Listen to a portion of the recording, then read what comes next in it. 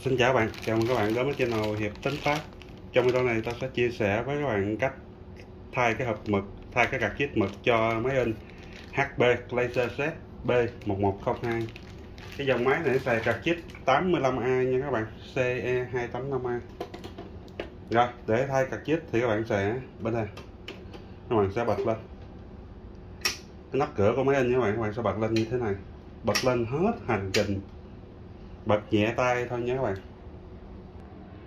Rồi sau đó bạn sẽ nắm vào ngay khoảng giữa của cái hộp mực này, có tay cầm đó các bạn sẽ kéo thẳng tay ra bên ngoài và kéo đều tay. Khi các bạn kéo mà lệch thì cái hộp mực sẽ bị cứng và không có lấy ra bên ngoài được nha các bạn. Đây, bạn kéo như thế này. Đây là cái card chip đi theo máy ha. Cái máy in này đã lâu không sử dụng và cái hộp mực các bạn thấy nè ha, mình để lâu mà không sử dụng thì hộp mực sẽ bị hư nha các bạn. Bên trong nó có mấy cái gạt gum gạt từ á, nó sẽ bị hư, nó không gạt được mực nữa các bạn. Hộp mực này hộp mực zin theo máy nha.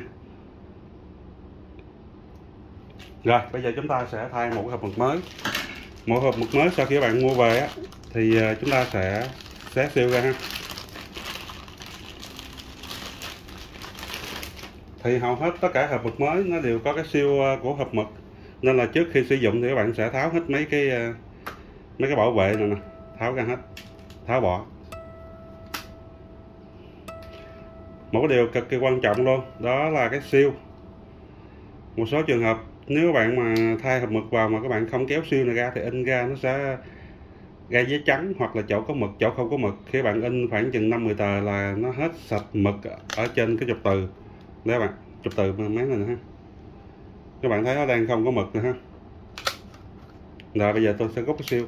Các bạn sẽ nắm vào cái tay cầm này nè, kéo thẳng ra bên ngoài luôn, kéo hết ra ngoài luôn nha các bạn. Đây, bứt ra bên ngoài luôn. Cái này là bỏ, không có sử dụng gì hết ha. Rồi sau khi rút siêu xong hết thì bạn sẽ nắm vào tay cầm như thế này và đưa vào bên trong máy.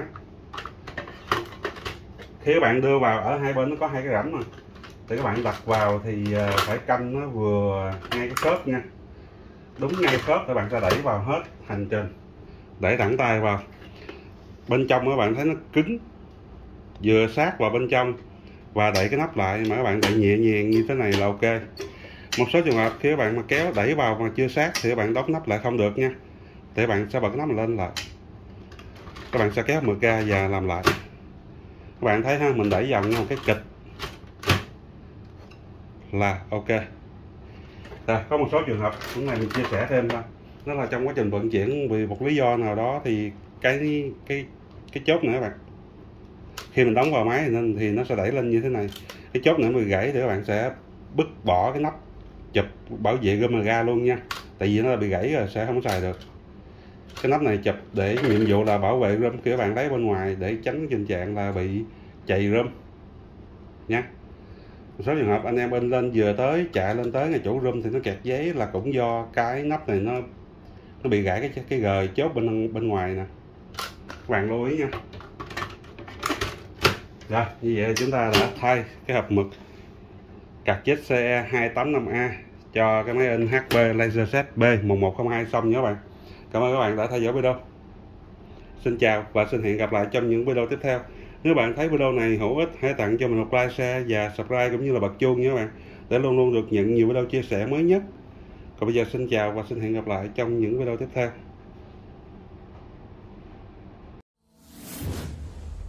Copy of Ren in Saigon.